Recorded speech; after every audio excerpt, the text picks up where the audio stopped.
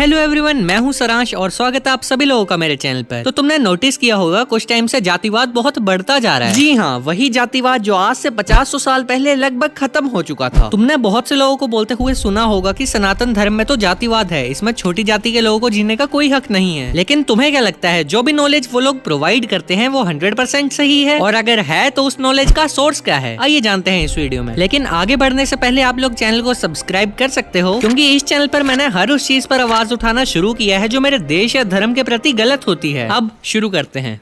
अरे तो तुमने ऐसी बहुत सी बातें सुनी होंगी कि दलित्स अनटचेबल थे, उन्हें कुओं से पानी नहीं निकालने दिया जाता था, उन्हें मंदिर में नहीं घुसने दिया जाता था। और कुछ बुद्धिजीवी तो मैंने ऐसे भी देखे हैं जो बोलते हैं ब्राह्मण्स दलित वुमेन रेप करते थे। एक साइड तुम बोलते हो दलित्स वर अनटचेबल और दूसरी साइड तुम बोलते हो ब्राह्मण्स दलित वुमेन रेप करते थे। सीरियसली, यही बंदा जो मेरी वीडियो में कमेंट कर रहा था जब मैंने इसे प्रूफ मांगा कि तूने ऐसा कहाँ पढ़ा, तब ये फेक ट्रांसलेशंस देने लग पड़ा गूगल से उठाकर। और गूगल पे तो तुम्हें ऐसे भी आर्टिकल्स मिल जाएंगे जहाँ ऋग्वेद का कोई श्लोक मेंशन करके अर्थ को फोर कॉर्नर्ड बताया गया है।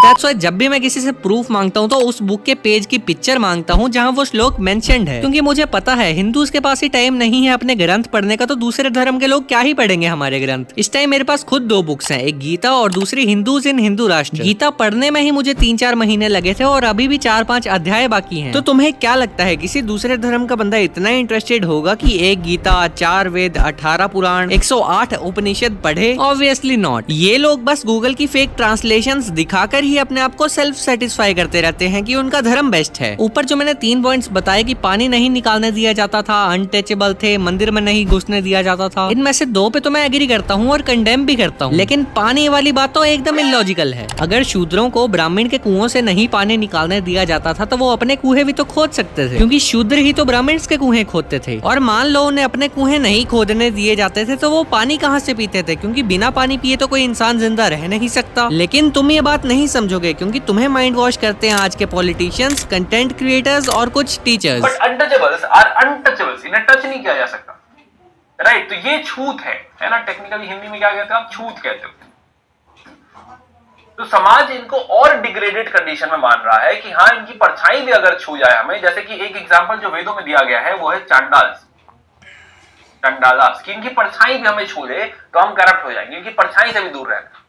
तो ये और ज्यादा इनह्यूमन है, राइट? है ना, शूद्र तो जो गलत है सो गलत है ही, but untouchables you can understand की और ज्यादा सिचुएशन खराब है। पहली बात तो इसको टीचर बनाया किसने? जिसको अछूत और छूत में ही डिफरेंस ना पता हो उसको टीचर की नौकरी किसने दे दी? और इसने कौन से वेद पढ़ लिए जिसमें चांडाल की परछाई गिरने से लोग अपवित्र हो जाते हैं? अब ऐसे लोग टीचर्स हैं तो सोचो बच्चे क्या पढ़ेंगे और क्या सीखेंगे। जरूरी नहीं है एक बंदे को सब कुछ पता हो, लेकिन ज्ञान वहीं देना चाहिए जहाँ जरूरत है या फिर जहाँ तुम्हें खुद पता हो कि तुम सही ज्ञान दे रहे हो। टीचर्स को तो कम से कम ऐसा नहीं करना चाहिए। तुम्हें अपना प्रोपोगेंडा फैलाना है तो न्यूज एंकर बन जाओ, जर्नलिस्ट बन जाओ, लेकिन टीचर जैसे पवित्र प्रोफेशन को क्यों बदनाम करते हो? बात तो सही है।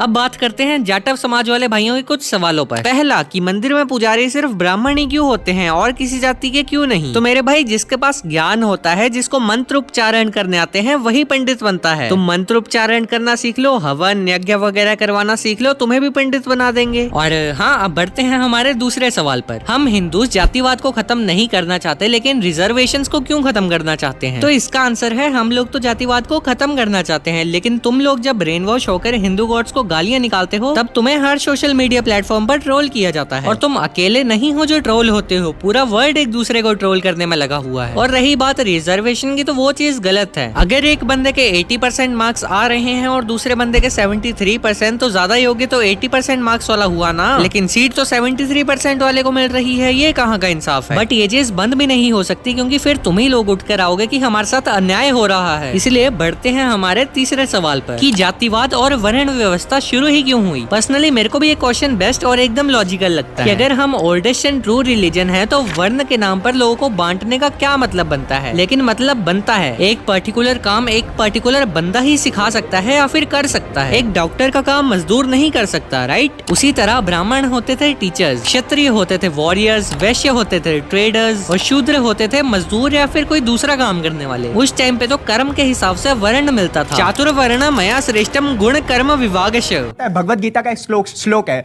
चातुर्वर्णं मया सृष्टं गुण कर्म विभागश। गुण और कर्म चारों वर्णों का अगर मैं मेरे काम शूद्र वाले हैं तो मैं ब्राह्मण नहीं कहलाऊंगा। अगर मैं असलियत में ब्राह्मण हूं, पैदा ब्राह्मण हूं, काम शूद्र वाले हैं तो मैं शूद्र हूं। और अगर आपके कर्म ब्राह्मण वाले और आप शूद्र हैं तो आप ब्राह्मण माने जाएंगे।